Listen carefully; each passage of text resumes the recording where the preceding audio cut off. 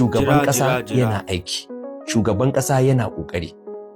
Taimaka da kayan abinci, shugaban ƙasa ya taimaka da kayan gona, shugaban ƙasa ya taimaka a harkan asibiti, shugaban ƙasa ya taimaka a harkan ilimi. So shugaban ƙasa na abubuwa da yawa.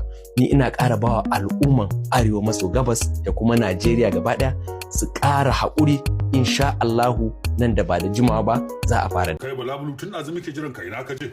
Kamar da yadda kuke gani jama'a masu kallo, wannan Bello galadanci ne, wato wannan gawurtaccen ɗan da aka fi sani da ɗan Bello, wato wanda ake tunanin ya sa kafar wando ɗaya da gwamnatin Najeriya. Wasu suna goyon bayan shi, wasu kuma suna goyon bayan gwamnatin Didda. Dai shi Bello galadanci ya buɗe wuta wajen buɗe musu aiki ta ko ta ina ba kakkautawa, amma dai wasu sun ce Bello galadanci shi ma yana yi saboda son zuciya shi ne, amma dai ban san ra'ayin kwatsam kawai yau aka wayi gari, wato SSG na North East na APC gaba daya na Najeriya, wato Abdul Hamid wanda aka fi sani da Abdul Jazzy, wanda auren shi ko wata daya bai kai ba, yau ya duro, wato ya yi wasu bayanai na kan cewa shugaban kasa yana aiki, shugaban kasa kaza kaza.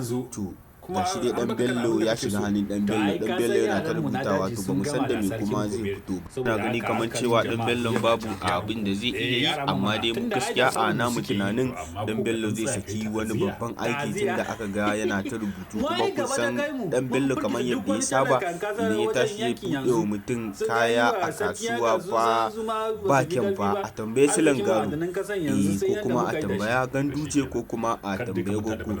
To kamar yadda kuke gani, bari sake sa muku bidiyon shi Abdul Jazzy.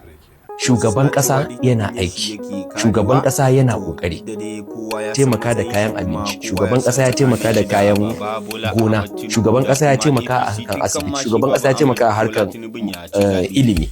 So shugaban ƙasa na abubuwa da yawa. Ni ina ƙara bawa al'umman Arewa maso gabas da kuma Najeriya gaba ɗaya su ƙara haƙuri, insha Allahu nan da ba da jimawa ba za a fara. Shugaban ƙasa yana aiki, shugaban ƙasa yana ƙoƙari. Taimaka da kayan abinci, shugaban ƙasa ya taimaka da kayan gona, shugaban ƙasa ya taimaka a harkan asibiti, shugaban ƙasa ya taimaka a harkan ilimi. So shugaban ƙasa na abubuwa da yawa. Ni ina ƙara bawa al'umman Arewa maso gabas da kuma Najeriya gaba ɗaya su ƙara haƙuri, insha Allahu nan da ba da jimawa ba za a fara.